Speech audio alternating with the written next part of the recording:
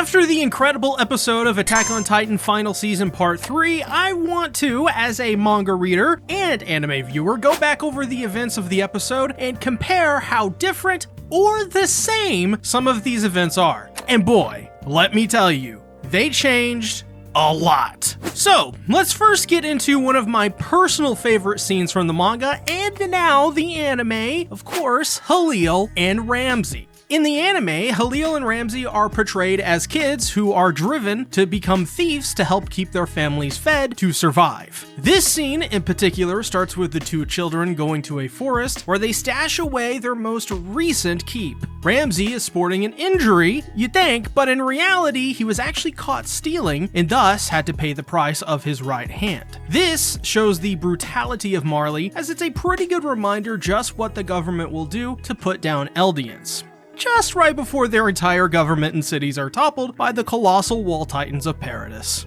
In the manga, this is largely the same sequence. They both stow away their stolen goods under the tree, and as the adults run past them, try to get to higher ground and away from the wall titans, and they notice the howling, the sound of the impending demise that the haunting figures produce. I love the way both the anime and manga portray this sequence, especially the anime because we can hear and see exactly what the two boys were actually witnessing. However, the anime is just superior to the manga, as they show much more of the chaos and destruction of those crucial moments. Surroundings engulfed in flames from the heat the wall titans produce, trees, buildings, shambling burnt husks of people that are still standing, left alive to suffer in their final moments. These moments were not present in the manga at all. In fact, this sequence is only a handful of pages before we see Marley is trampled.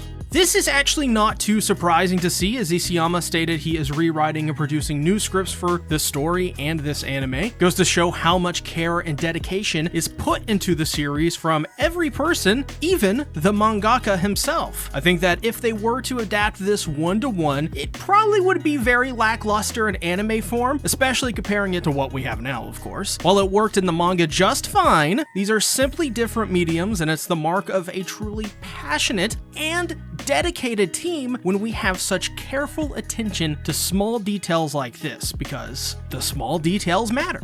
After all, it was even stated in recent interviews that they had unlimited time in the production room to produce these scenes at whatever length they wanted for however as long as they wanted.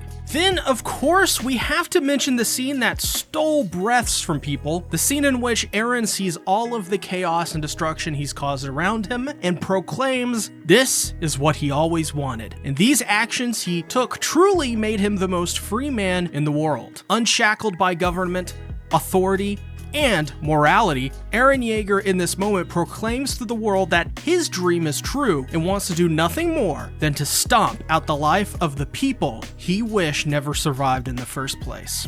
That is, anyone who exists outside of Marley. You know, it's really weird with this scene because I remember it being so much longer in the manga, but it's honestly just a couple of short panels in the manga and that's it. In the anime, it's pretty much the same. It's a short sequence. But the impact of this sequence, what it means, what it represents, it gives this illusion that when you go back and you think about it, it seems much longer than it is in your head. And I think that is mostly due to how this entire sequence plays out in both versions. The Freedom sequence is not its own sequence or scene, it's literally the tail end of the death of Marley. It's a whole thing, it's a whole package deal. It's the crescendo, climax, or if you're really weird about it, it's the icing on this horrifying cake.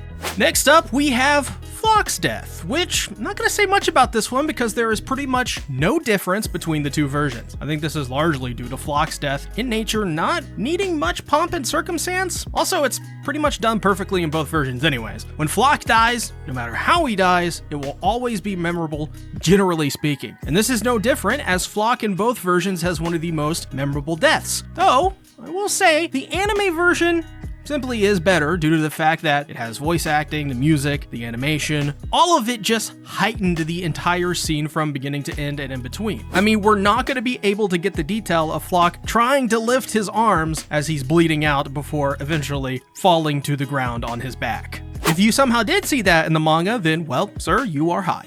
You are high.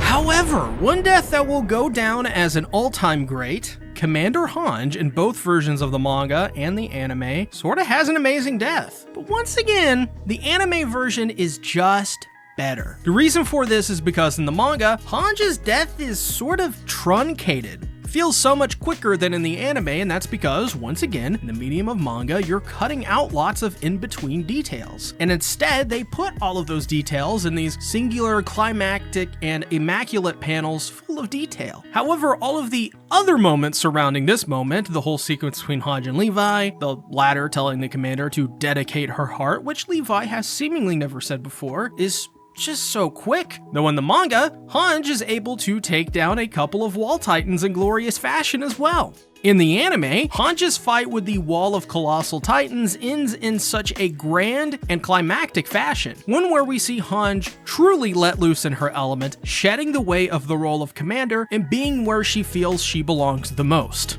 with the Titans, the way we were introduced to her originally. Though, what's more impressive is they once again use the idea that the Wall Titans are so hot that they scorch their surroundings as Hange combusts into flame and is eventually crushed by the Wall Titans. After Hange dies, we do see her go to basically heaven, where she meets all of the former commanders of the military. This is literally just 2 pages in the manga, and it's at the very end of one of the chapters too, and largely the same. However, there is more dialogue here, there's more time, scenes, and generally just kind of gestates a little bit more in that scene for a little bit before finally moving on. This is a death people in the manga felt was rushed, and I can see why. So it was really nice to finally see these people around the world see the true vision of Hange's death and finally agree Hange had one of the best deaths in the entire final season.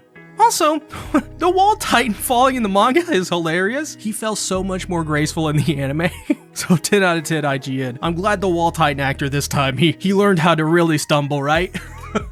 Though I want to kindly ask you to consider subscribing to my new anime podcast channel. We cover the hottest, newest seasonal anime from Vinland Saga, Attack on Titan, JJK, and even older hits like Code Geass and Trigun. If you love anime and 3 friends making stupidly edgy jokes about trash tastes reference, then give us a look. And as well, at 500 subscribers, we'll be switching from audio to face cams as well. Arigato. Finally, we arrive to the climax of the episode, which made me realize that this entire episode only covered 1 volume of the manga. So, with 2 volumes left, we may get a 2-hour finale for the next episode of AOT, or maybe just 2 more episodes.